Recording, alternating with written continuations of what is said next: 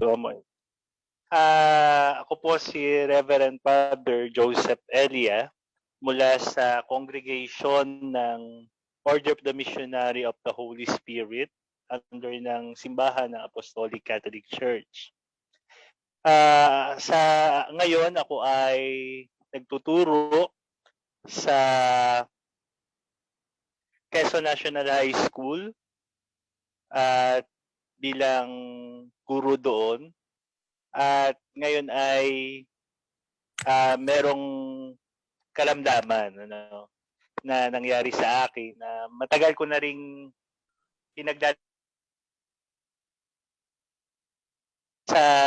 napakaganda sa akin na paggamit itong I am amazing sa Barley na inintroduce ng aking head na si Sir Rolando Obailongo ng head namin sa Pilipino.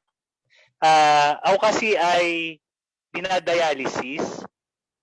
Actually, katatapos ko lang kanina ng session at may plano for transplant ng maybe ngayong October 23.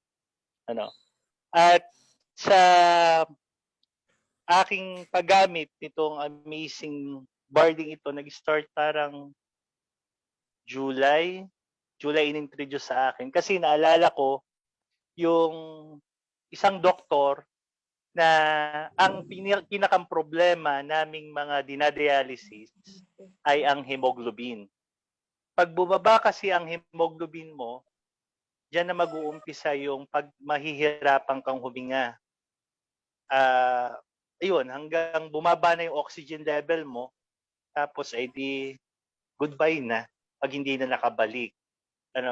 Kaya naalala ko yun at nakita ko naman kay Sir itong product na ito. Kasi noon may nag-introduce sa akin, Barley din, kaya lang wala akong pa noon, time na alamin. Pero binanggit na ito sa akin. Pero nito, sabi ko ay bumababa kasi yung hemoglobin ko within 7.5 yata, parang ganon. Hindi ako pwedeng salinan ng dugo. Tapos ako ay bumabagsak na yung katawan ko. Tapos yung pangingitim, talagang kitang-kita ko na, sabi ko, naiba na talaga. At sabi ko, anong gagawin ko na para makarecover ako, kinakailangan kong mapataas yung hemoglobin ko. Ang sabi ng doktor ko dito sa Lucena ay dapat salinan ako ng dugo. Yung sa NKTI kong doktor, hindi naman sila pumayag dahil nga bawal sa akin kasi naka-line ako for kidney transplant. Sabi ko, anong gagawin ko para mapabilis? Sasalinan daw ako nung may tinuturok sa akin pero hindi ko, mahal din.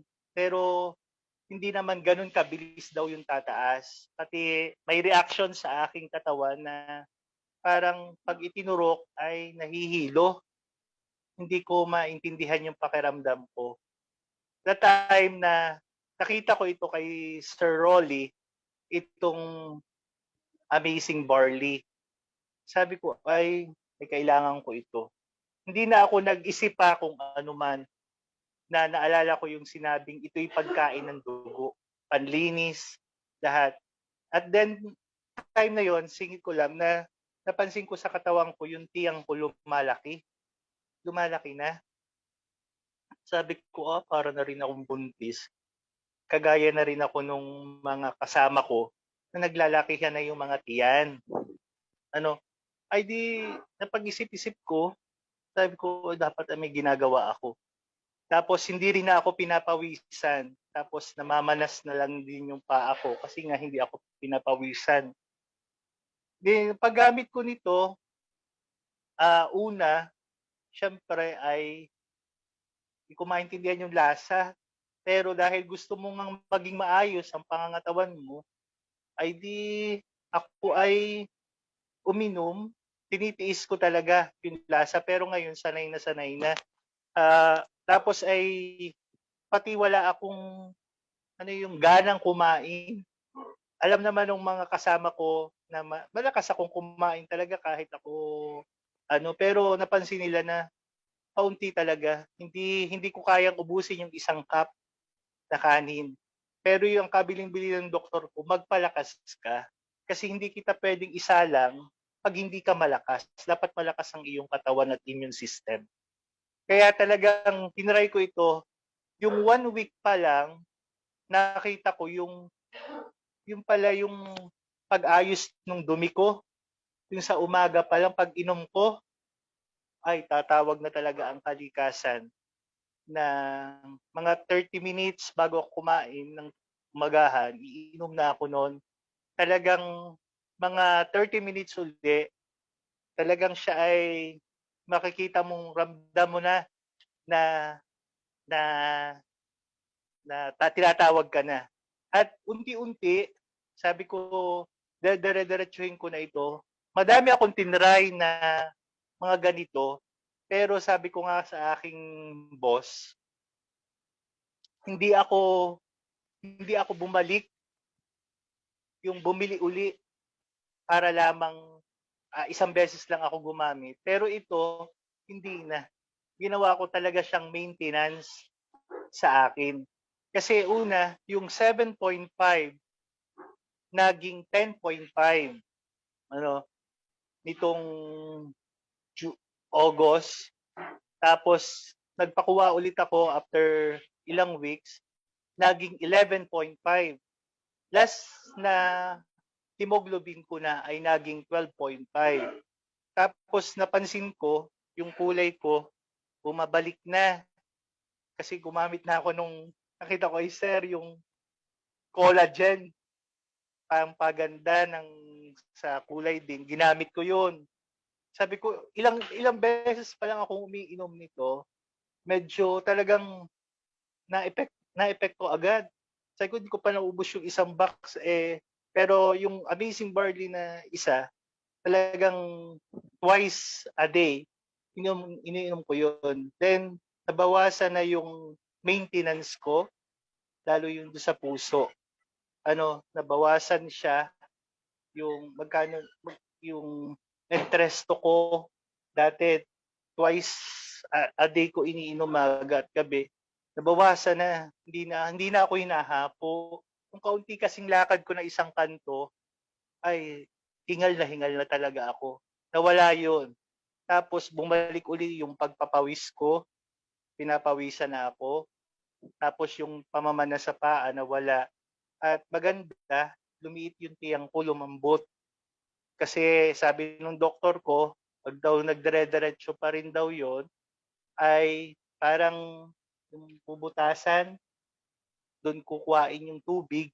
Kasi napapansin ko, pag nadumi ako, parang linis na linis talaga. Kasama may tubig, yung tubig kung sobra, yung excess na tubig, doon sumasama. Tapos hindi ako yung hirap na hirap sa pagdumi. Kinakailangan kong pilitin, pero ito, simula noon, hindi na. Kaya sabi ko nga doon sa mga kasamahan ko, ano daw yung naging sekreto ko kung bakit daw nawala ulit yung tiyang ko, bumalik. Sabi ko ay inintroduce ko ito at ibinigay ko nga kay yung aking itong amazing. Sabi ko doon sa mga kinakailangan, hindi kasi para lamang sa sarili ko eh. Kasi dapat makatulong tayo sa iba, lalong higit yung mga kagaya namin na mga dinadialysis. Talagang napakahirap ng kalagayan namin, lalo na kung hinahapo, yung bumababa na nga yung hemoglobin. Talagang hindi mo maiintindihan ng iyong pakiramdam pag bumababa na yung oxygen level mo. Actually, dito nga sa bahay, meron akong oxygen, pero hindi ko na rin nagamit yun. Dahil sa pamamagitan nga nito, naibalik naibalik yung sigla, yung lakas kong kumain. Kaya hindi ako nagpapawala nito. Bago pa man maubos, talagang tinatawagan ko na agad si Sir na kumuha agad nito. Kaya ito'y isang, sa lahat ng nakakausap ko, inirerekomenda ko ito. itong amazing barley na ito na talagang tunay na nakapagpagaling, nagiging maayos lalo na yung sa inyong system. Talagang lumalakas, ano, hindi hindi hindi tayo siyempre may kasamang prayer natin sa tulong na sa taas at, napakaganda talaga ng product na ito na hindi ka talaga naman lugi ano, sabihin na ito ay parang sa business pero hindi. Ito'y nakita ko na yung opportunity nito na makakatulong sa iyo financially at lalong higit sa ating kalusugan. Kaya hindi ako tumigil ng pagkuha itong amazing barley ito na talagang ginagamit ko araw-araw dialysis patient na hindi ako sinalinan ng dugo. Kasi yung pagsalin pa lang ng dugo, yun napakahirap din nun. Kung ilang bag pa ang isasalin sa'yo. Hindi mo alam kung saan kinuha yung dugong yun, kung saan ang galing yung dugong yun, gaano kamahal yung dugong yun. Pero sa pamamagitan ng Amazing Barley, ay natulungan ako upang tumaas yung aking hemoglobin, na ibalik lahat sa akin ang lakas, lalo na yung pagdumi ko, talagang naging maayos ng lahat. Kaya yun lamang po ang aking maibabahagi na tunay talaga na napakagaling ng product na ito. Hindi ka malulugi sa product na ito. Magandang gabi po sa inyong lahat at amazing po sa ito.